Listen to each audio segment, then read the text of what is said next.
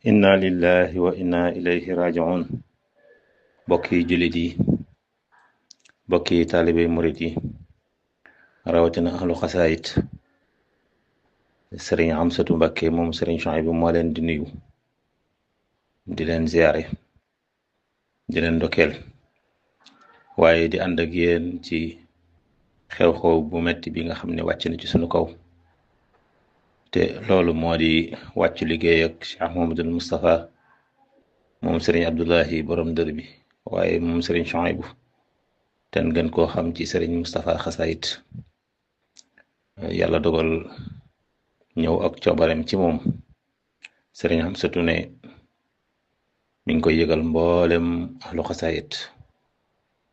nu ci waay bokke rek ak wet ci waay féete ñu xam ne xew-xew bii de jullit yépp ko bokk murit yépp ko bokk waaye nun ahlu xasaayit nag ñoo ci ëppale ñoo ci gën a yey kon sëriñ Amsatu nee na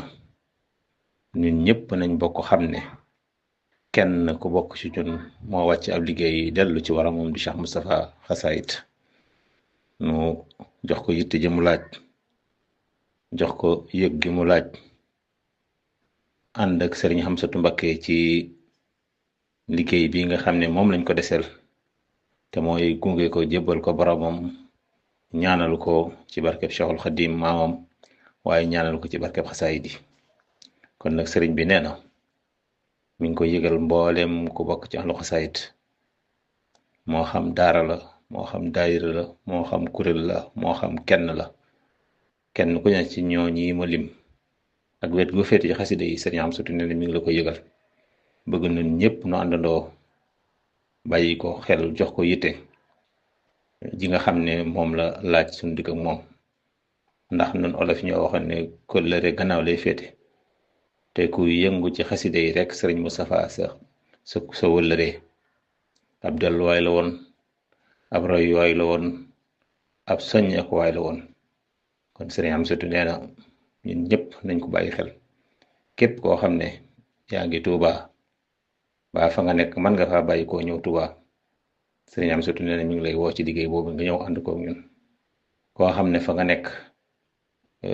yàlla dogal na mënoo fa bàyyi ko di ñëw Tuuba ñooñee fa ñu ne foofay seen Tuuba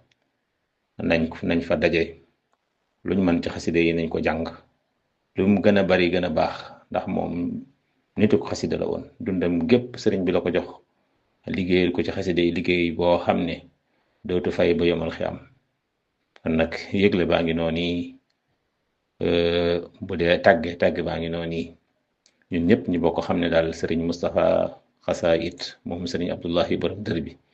waaye moom sëriñ Suhaybu Mbakke moom xasaayit yi moo fi bàyyi ko sëriñ Amsatu Mbakke mi jëriñ ahlu xasaayit bëgg ahlu xasaayit gépp yëg ko bàyyi ko yitte bàyyi ko xel te jox ko yitte ba mu xam ne kat ñii mu àndaloon ci xaside yi maanaam mottali nañ kóllëre gi nga xam ne moo doxoon seen diggante ak moom yàlla na sëriñ Tuubaa teeru ko ci barkeb xasaayit yi yàlla na sëriñ bi teral ko ci barkeb xasaayit yi